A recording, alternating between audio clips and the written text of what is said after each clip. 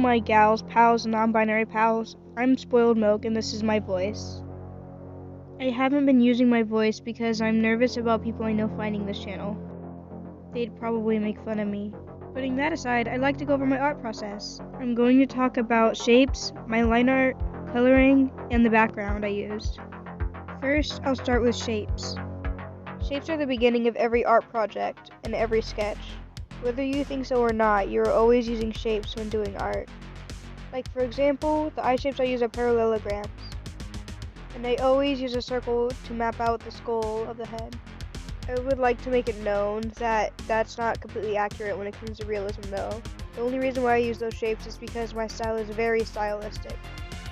Going on to line art, I use a brush that I haven't seen many people use, so I'm just going to let it out there that I use a watercolor brush on Ibispaint X to do line art.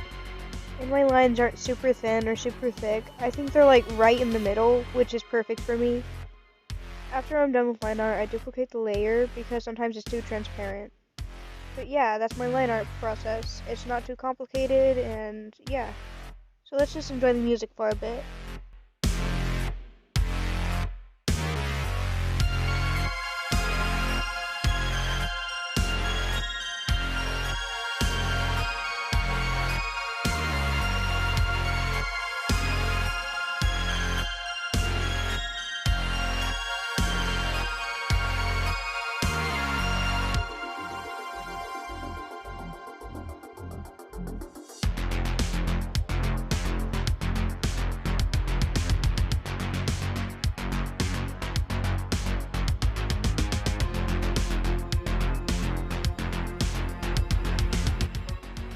I wouldn't call my coloring process complicated, but it's definitely a process.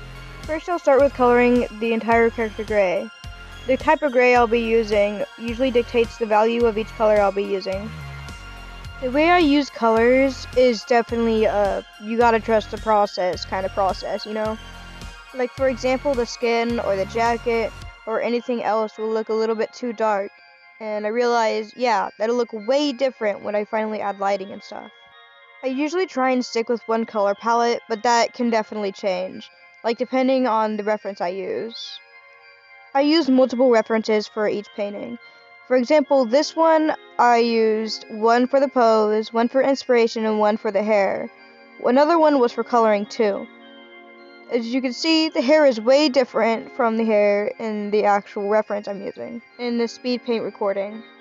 I know some of you are asking why I'm talking about colors instead of background when I'm obviously working on the background right now. And that's because, well, you'll see later in the recording, I work in the background afterwards.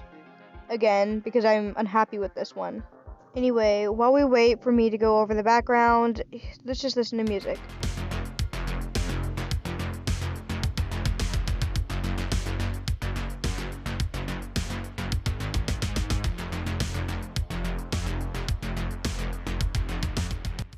As you can see here, I start changing the background because I get really unhappy with it.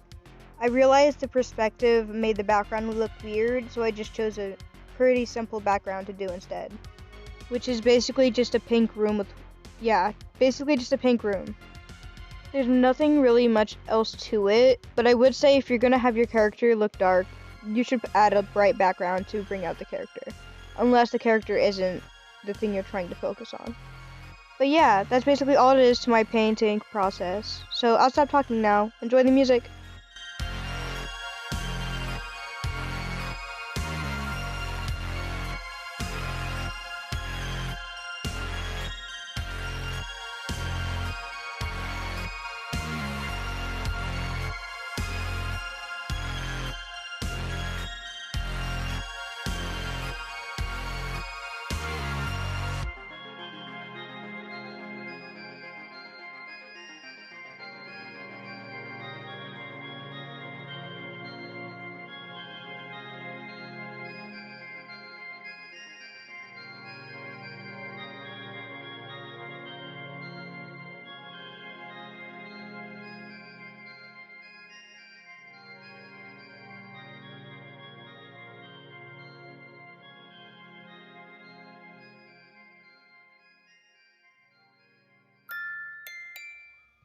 Before the video ends, I just want to thank everyone for watching.